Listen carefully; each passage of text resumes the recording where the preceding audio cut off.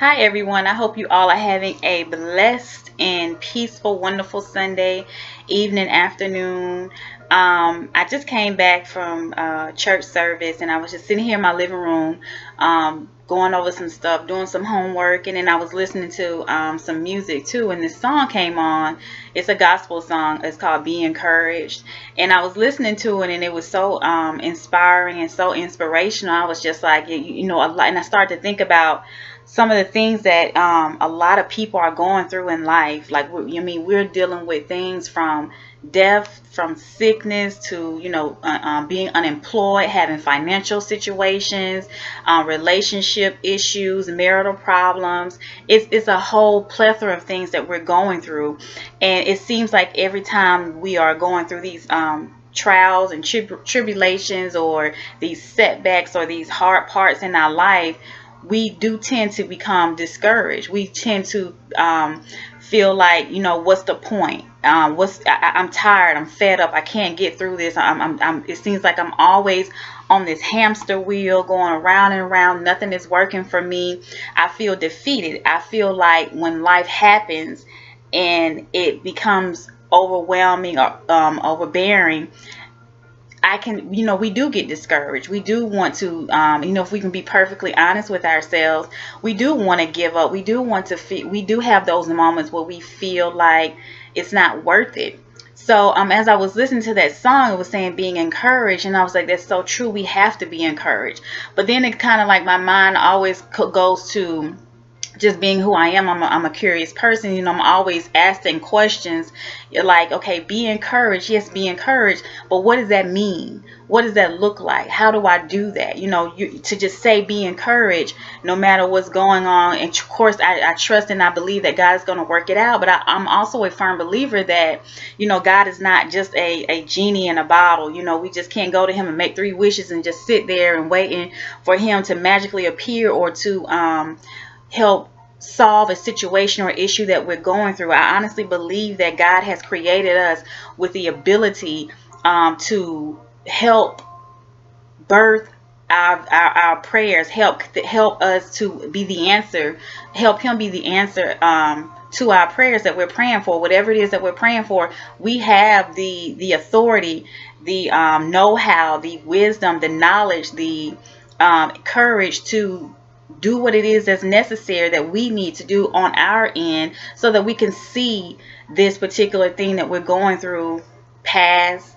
We can get through it. We can overcome it. We just can't sit still. So when I was thinking about that song, being encouraged, I was sitting here thinking about what does that look like? How can I tell somebody if they're asking me, what do you mean being encouraged? What does that mean? What would I tell them? So just real quick, I wrote down 5 things that I wanted to share with you of how we can actually encourage ourselves. Because truth be told, people, have their own issues in their own life going on. We have our best friends and we have family members. We have our pastors and other people and resources that we can go to. But every time we have a moment where we're just feeling defeated and we're feeling like this is too overwhelming for me, they're not going to always be there. That's just not realistic.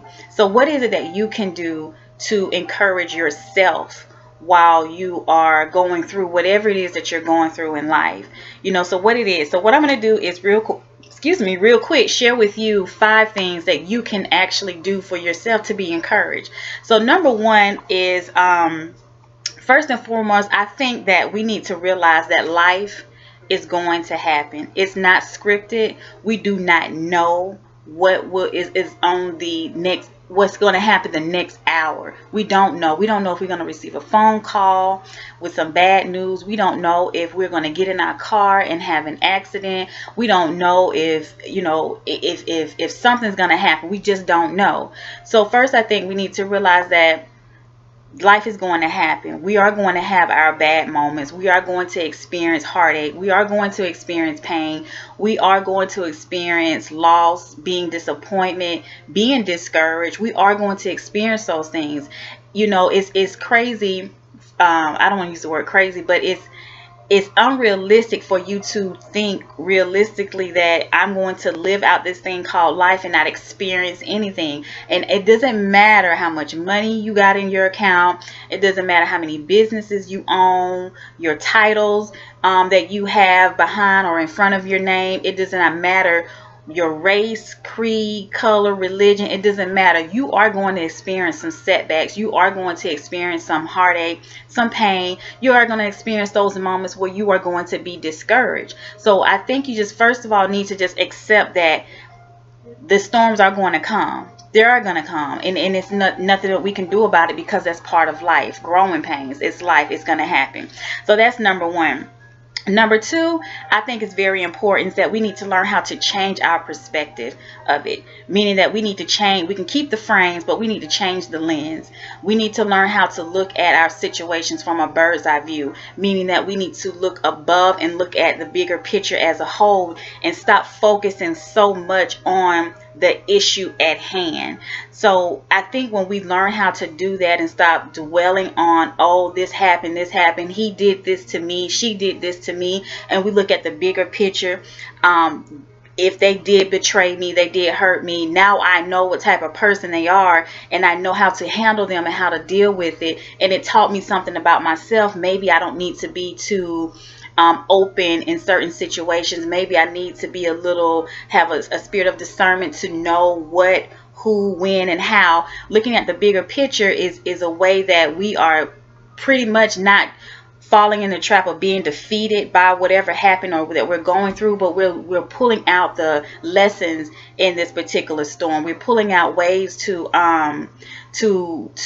prevent this from happening again, or if it does happen, how we can kind of look out for it so we can kind of avoid it, or not let it manifest to a certain level where we are just downright just devastated by whatever the situation is. Like I said, life isn't scripted. We don't know what it is, but if we learn how to change our perspective of it and not look at it so much as a negative thing, we can actually draw strength from our adversities in life. We can actually learn how to pull lessons from that, and not just for ourselves, because someone else is going to come along that may be facing the same thing or the same storm that you came through, and you're able to minister to them and to encourage them and to let them know, hey, I know what it's like to be unemployed and living paycheck to paycheck. You know, this is what I did. Let me help you. I know what it's like to be sick,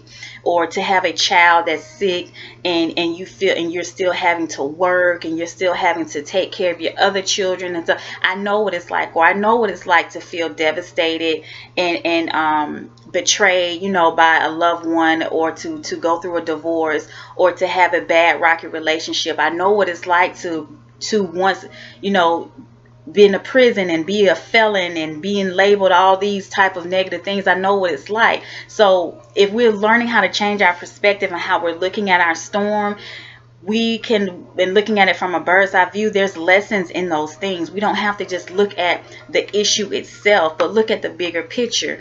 We have to realize that, you know, the things that we're going through in life, there's always a lesson in it. There's always something that we can learn from it. We can grow from it. It's growing pains. So we need to just take the time and stop dwelling on the woe is me. Oh my God, I can't believe. Yes, I understand we're human, and the human part of us are going to have those moments, but we don't need to dwell there. We need to just have a moment and have a pity party for a moment. But after that, we need to start, okay, let me look at this from another angle.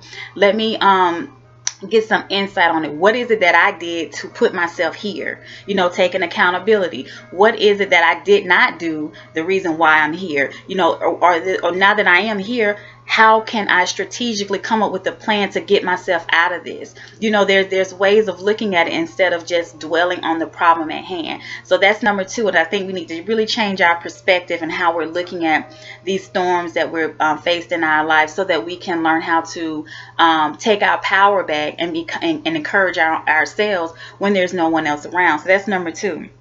Number three is, I think it's very important, and it's having a godly, loving community. And what I mean by that is that, I hear a lot of people say, I'm good by myself. I'm just me and myself and and I'm all right with being alone. And to a certain degree, I think that it's good that you have those alone moments, because you do need to just have your moments to yourself. I think that it's good. I think it's healthy to a certain degree. But you don't want to fall back too much to where you're falling back and you're just isolated and you have nothing but to dwell on but your problems and your issues or whatever, because now it's starting to mess with your psyche, and that's when depression comes in, and anxiety and thoughts that are not good thoughts. The negativities, they can range from having low self-esteem to suicidal thoughts, and our thoughts become our actions. So having a good, godly, loving community, it's putting you in a position to where you can go to them and say, hey, I'm struggling with this. You're able to be vulnerable. You're able to be open and honest. I'm dealing with this issue. I'm dealing with this addiction. I'm dealing with this heartache, this failed marriage, this relationship. I'm dealing with this. I need you to help me. And what that community is, and it can range from friendship with someone. It can range from siblings, cousins, mother, father, your pastor, any type of minister, counselor, therapist, whatever. It's a godly community. And what they're going to do, what they're supposed to do, is be there for you and to intercede and to kind of help you probably change your perspective on how to look at it. Not necessarily hold your hand through it, but letting them know that, hey, I'll be your diary. You can vent to me. I'm here. You don't have to hold all this in. I'm there for you. They're there to step in where you need help. They're able to pray for you. They're able to minister you. They're able to encourage you or whatever, to kind of put some fuel to your fire so that you can have something to burn while they're not in moments when they're not going to be there to do that for you. So having that community and receiving that positive energy, that love, and that comfort will help you encourage yourself, being poured into. So those times when they're not able to be there for you, you already are filled with something to pull out and encourage yourself with. So that's number three. I think it's very important, because life was not designed for us to do it alone. It's not for us to be isolated all the time and not have any friends or someone that we can trust and be open and vulnerable with. And if you do feel that you have trust issues, I want to challenge you to kind of look at that and see what it is within yourself as the reason why you have trust issues. Because trust issues, to me, I don't think it has so much to do with other people. I think it has to do with that person. Because if you're having trust issues with people, you may want to kind of challenge, what is it within myself that I don't trust my judgment or my feelings, or that gut feeling that I get to where if something's telling me to leave and I don't leave, but yet I stayed knowing I should have left. So it's kind of like you may want to kind of look at that, because I think it's more so internal than external. But that's just a side note. So that's number three. Just make sure you have godly community. And number four is that I think it's very important too, when we want to encourage ourselves, is that the worst thing you can do is to become just be at a standstill, meaning that you're not doing anything. To encourage yourself, when no matter what you are faced with, you have to keep moving. You have to keep pressing through that storm, pressing through that situation. You just can't stop and say, oh, I give up. Because like I said, that's when all these thoughts and feelings that are not good, that are not of God, that are negative, is going to come in, and it's going to come in like a flood, and it will wipe you out mentally, and it can do it physically. So it's very important that you keep moving. Get out, do something, or surround yourself with positive people. Go somewhere, find something that you like to do, a hobby or something, so that you can find the strength to keep pushing forward. And it'll encourage you, because you're seeing that, hey, life isn't all that bad. This too will pass. I can get over this. I don't have to stay here. But if you just stuck in your pity party and in your mess and wallowing in it, that's the only thing that you're going to feel. You're only going to see that. But if you continue to keep pushing and keep moving and keep going, that's when you say, okay, I have something to fight for, because life, it's not all bad. This is a good thing in my life. I can focus on that. But if you don't keep going, you won't never experience that. So that's number 4. I think it's very imperative that you keep pushing through. Don't stop. Don't give up. Don't lay dormant in the storm. Push through it. Because again, by going, keep going, while you keep going and you keep elevating and pushing through your storm, once again, you're filling your cup up to pull from. When you find yourself alone and there's no one there to encourage you, you can pull from that to encourage yourself. So that's number 4. Okay. Number 5 is my personal favorite. Is prayer and meditation. And the reason why I say prayer is just pray out to God what it is that you're going through, what you're feeling, how you're feeling, being open, being honest, being vulnerable, and just praying.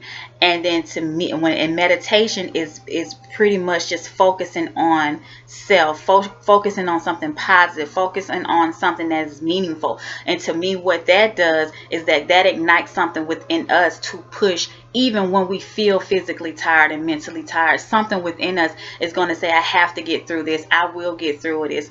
The storm is not going to last always. This is only temporary. You're starting to encourage yourself. And then, like, in those things that you're saying are thoughts. And then your thoughts become actions. So you're going to act like you are a winner. You're going to act like you are a conqueror. You're going to act like you're not defeated. Even though from the outside looking in, yeah, it's a pretty bad, rough, and unfair situation. But because you are pouring into yourself, you are praying, you're pulling your strength from God, and you're pushing through, you're going to start to see that even though it still looks bad, it will get better. But if you continue to just stay slumped over, woe is me, constantly complaining about the problem and not doing something to solve it or encourage yourself, it's going to always be, you're going to be on that hamster wheel of negativity. So those are the 5 things that I wanted to share with you, is just to be encouraged. Again, like I said, life is not scripted. We are going to be faced with different trials and tribulations and setbacks and hurts and pains in life. It's life. It's life. It's going to happen. But that does not mean that that is the end all be all to your life. You have a life to live. You have a purpose to fulfill. But if you do not push through, if you do not learn how to encourage yourself and pull strength from within by the grace of God, then you are going to pretty much be a dead person walking, meaning that you are physically here, but your soul is depleted, your joy is depleted, your laughter is completed, your purpose is just laying there waiting to be activated. You're just going to be a dead person walking, pretty much going through life as a robot and not learning how to embrace it and enjoy it and live. So I want to just encourage you that if you are experiencing something, I pray that you take at least one of the 5 things and build on that, or come up with your own that works for you to encourage yourself. I don't want you to feel as if you are alone in this, because you're not. I don't want you to feel like this is the end all be all to you and your situation, because it isn't. Because if that was the case, your pulse would have stopped, you would have stopped breathing, you would be dead in the ground. But the fact that you are here now is proof that your life is not over, that your purpose has not been fulfilled. So I want to encourage you to keep pushing, to keep striving. Stop dwelling so much on what it is, but look past it and see what it is going to be. That is faith. Keep pushing through that thing, because I promise you, and I'm a living witness, that if you keep going, that these storms and these issues that we go through in life, they are temporary. They only going to last for a moment. Every season change. There's no season that stays the same all year round. It eventually will change. Time is constantly changing. So your problem and your situation and your issues is going to change, but it depends on you. God is God. You know, Christ is Christ. He's only going to do so much, but he has given us the power within ourselves to activate these things that we need in our life in order to get through our storms. So he's not going to hold our hand through everything when he's given us the authority to do these things on our own and to help activate what we are praying for to come to pass. So with that being said, I just want you to know that if no one told you today that they love you, I love you. Be encouraged. Continue to strive for greatness. Do not feel defeated. Don't stay in negativity. rise above these things, because the only thing that these trials and things are going to do is to keep you from your purpose. And I'm very strong. I'm a strong believer that we need to learn how to birth these things. So love yourself enough to know that you deserve all or nothing. You deserve God's best. But in order to get to that best, you have to stay encouraged. And remember that self-love is truly the best love.